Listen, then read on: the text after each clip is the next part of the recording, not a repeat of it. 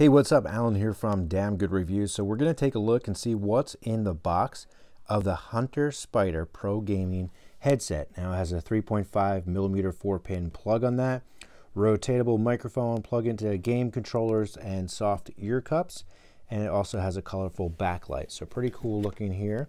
And let's go ahead, check this out. And you could like and subscribe and look for the review. We're going to see actually how it sounds.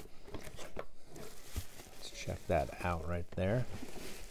Check those out. Anything else in the box? Nothing else there.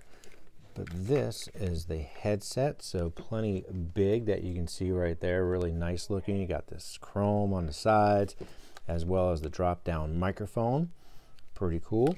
You also have the inline controller for the levels, for your audio levels, as well as your mute and unmute buttons right there in line. USB plug. Now the USB plug typically just powers the lights on here as well as your 1/8" jack. So that's what's in the box of the Hunter Spider V1 Pro Gaming headset. I'm Alan from Damn Good Reviews. Thanks so much for watching.